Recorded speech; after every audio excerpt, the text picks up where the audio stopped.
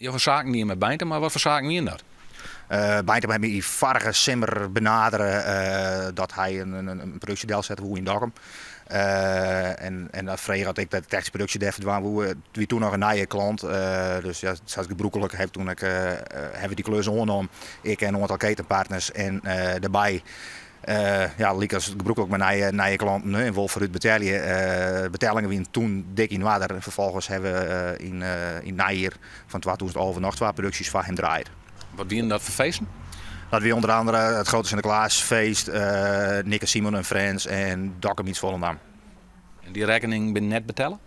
Van alle taalleveranciers, dus die ik inschakelen heb. Dus dan moet je denken aan een hekkenverhuurder, een wc-verhuurder, maar ook de postering, de live-registratie, de boeker, tentverhuurder, de materiaalverhuurder, de beveiliging, alle meesten uit het netwerk is, maar die hebben alleen 2 producties.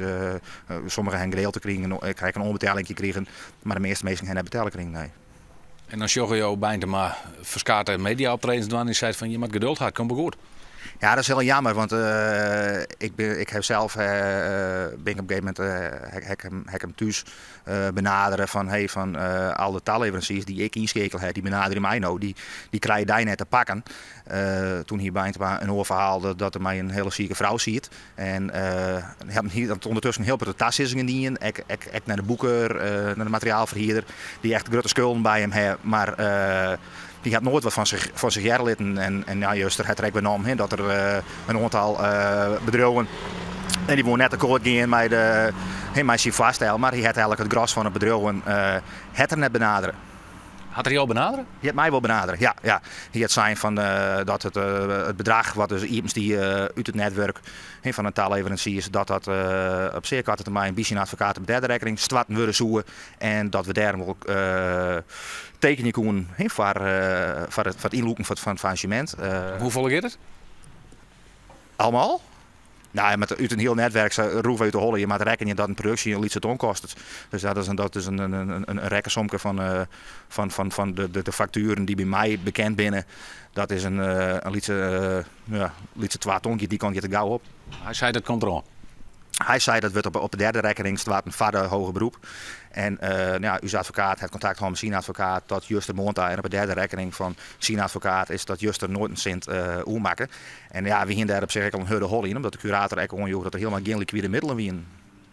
Wat voor gevoel had je nou over dit hele verhaal? Ja, het is natuurlijk helemaal net kies om soks in de media uit te spelen.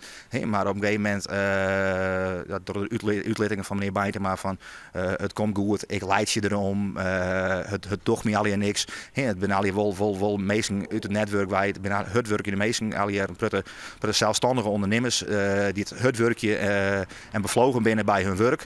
En ja, dat doch die meesten wel wat. En in die zin viel ik daar een bepaalde verantwoordelijkheid in als technisch producent dat ik mijn netwerk inschakelen heb. Bijna maar zei juist erbij op bestuurder van ja, deze mensen proberen me kapot te maken. Ja. Dat bezien we. Ik denk dat Bijntema met name bezig is om zichzelf kapot te maken. Want ik bedoel van huisbinnen wordt vaker opdrachtjouwers die financieel in zwier waar zitten. Ik ben nergens makkelijker te in. Maar op het moment dat je communiceren wil met je schuldeisers van kan ik een vaststeld waan en als je vervolgens het vaststel echt nijkomen, dan is oer al te praten. Ik bedoel, wij zijn heus geen boeman en ik net alleen maar ik een boven Holland, een NBN, een Cibeda, een post sanitair verhuur, een Dijkstad de dienstverlening van kamertenten verhuur, de hele ruitenmetode kan je zo opnemen. Dat ben alle geen boeman. Ik bedoel, iedereen is wel bereid om mij te denken en om mij te doen. Maar dan moet alle afspraken echt nijkomen worden en dan moet je echt bereikbaar wezen. Ik vind hem wel, het zit hem heen, maar hoe moet het nog verder? Ja, het zit heeg. Ik bedoel, van binnen een aantal cliënten, als een RW-producties, die meesten die gaan hun bedrijf volop in ontwikkeling, die willen dik aan het investeren en ja, van die meesten is het gewoon net makkelijk dat ze financieel het inslagen hebben.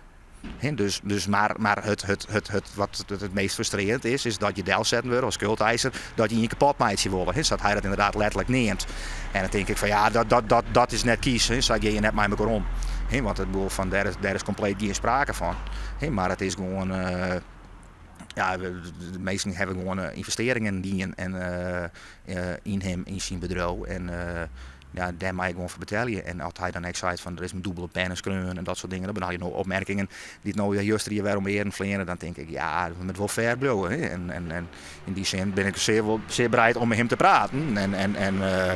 Behalve, ja, dat moet er wel bereikbaar wezen. En er ben ik een aantal schuldeisers, ja, die krijgen hem zelfs via incassobureaus net iets te pakken. Ik had een evenementenbureau en ja, we doen promotie voor allerlei evenementen. Dat dien je met van Bijntema Events? Dat hebben wij onder oren voor een evenement voor Bijntema in oktober. Ja. Wat wie dat voor evenement? Dat wie een artiestenfestijn en daarna een kidsfestival. Ja, dat hebben wij voor hem promoten, toch heel Friesland. Je had even rond werk geweest, je had een rekening verschreun. Is die betalen? Nee, de rekening is net betellen. Wij hadden toen verscheidene malen contact gehad. Contact probeerde te zoeken met de heer Bijntema. Maar Bijntema weer onbereikbaar. En op een gegeven moment dan viel ze toch een beetje piepeldeuren. Wanneer je geen contact krijgt, er wordt net communiceerd. Dus op een gegeven moment mag je toch stappen verder ondernemen. Om hoeveel geld gaat het bij je? Het gaat bij u om zo'n €3000.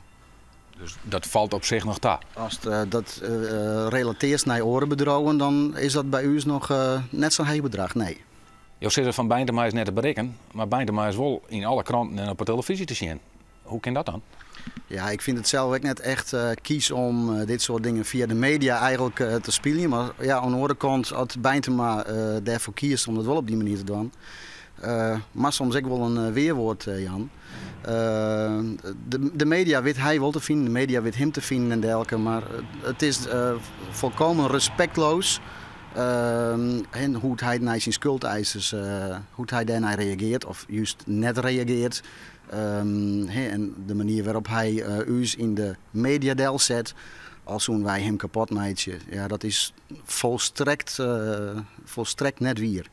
Je moet eigenlijk zeggen, nee, de brasserie in Dokkum rieden kennen, hè?